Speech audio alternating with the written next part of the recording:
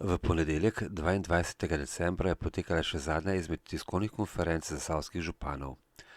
Zagorski župan Matjaž Švagan je predstavil glavne dosežke leta 2025, precej pozornosti pa je namenil prihajajočemu letu. Ja, glavni poudarki so sigurno sredstva, ki jih je lokalna skupnost pridobila iz pravičnega prehoda. Pozitivno je, da smo se znotraj regije dogovorili, kam bomo namenjali sredstva za komunalno urejanje zemljišč. Tako smo največji delež namenili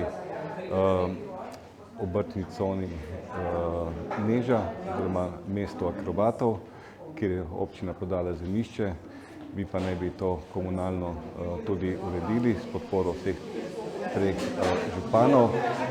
Mi smo dobili 1,5 milijona za urejanje zemljišč obrtne cone Kislovec Loke 2, kjer je na javni dražbi to odkupilo podjetje Skiti. Znane so zgodbe, kaj se je potem dogajalo z naložbami v podjetja, da se je razpis razveljavil, no sedaj pa je v polovici objekta družba Eti in pa Skiti. Iz pravičnega prehoda smo dobili tudi projekt Preplet.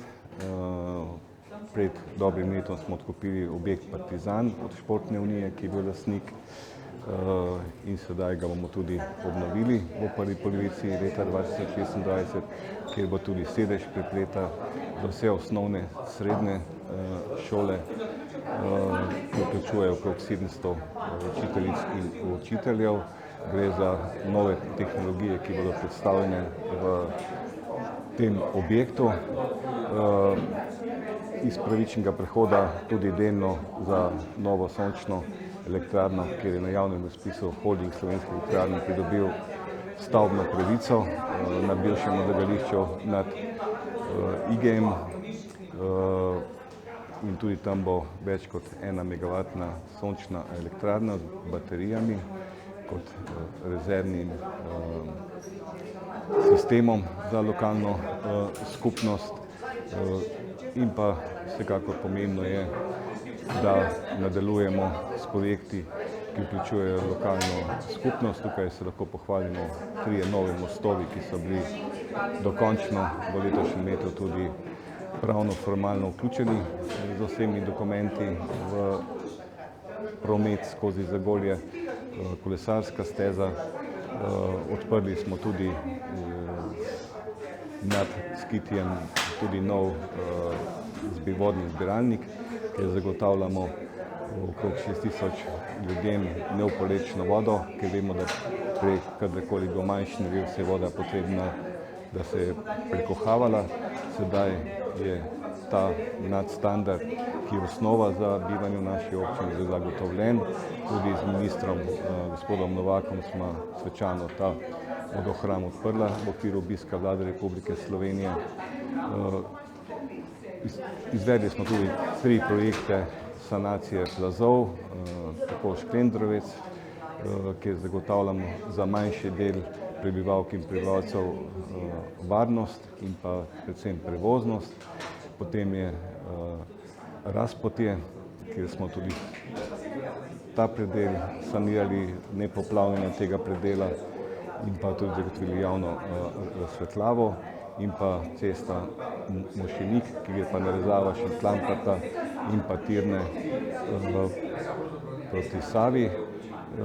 Sedaj je pa tudi že velik poseg, kar se vidi tudi v največjo investicijo, 13 milijonov evrov, ki pa gre za plaz Prečna pot nad avtobusno postajo, kjer zaščitimo vse objekte nad tem plazom, zaščitimo potok Medija, avtobusno postajo, skratka to državno lokalno infrastrukturo, in ta projekt naj bi zaključen tudi konec 2027, začetek leta 2028, ker gre samo za informacijo za okrog 220 pilotov na tem predelu, vključno z izgradnjo novih mostov zaradi nosilnosti, in vzporedno s tem vsekakor vodimo tudi ostale projekte k razvoju lokalne skupnosti, kot pravim, zvezda med slovenskimi občinami je rojena že vrsto let.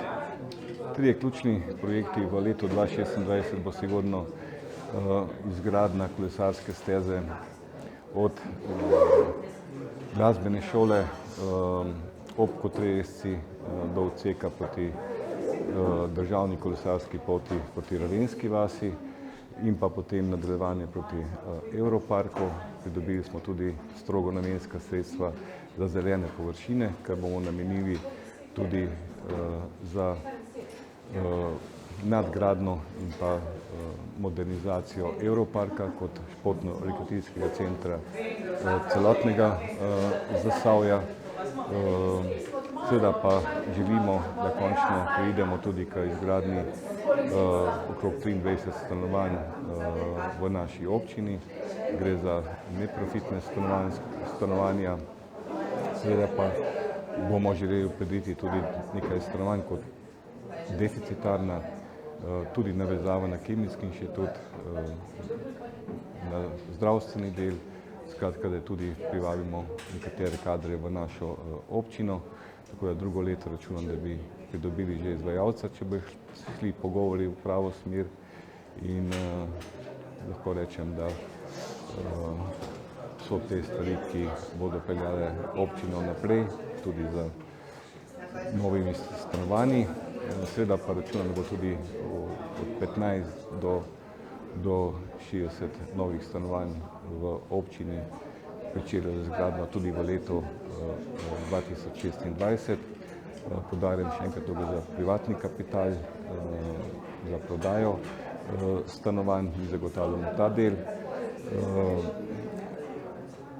V okviru cestne infrastrukture pa vemo, da je še največja sramota cesta od Rondoja mimo občine proti čez krajevno skupnost Franč Farčnik, kjer bomo pa tudi v letu 2026 s ciljem, da podpišemo sofinancerski sporazum za DRSI in da se tudi ta cesta potem do leta 2027 uredi, kar pomeni, da imamo večji del te cestne infrastrukture urejene. Kot veste, imamo novo železniško postajo, kolesarske poti in tako postajamo res ena izmed zvezd v slovenskem prostoru.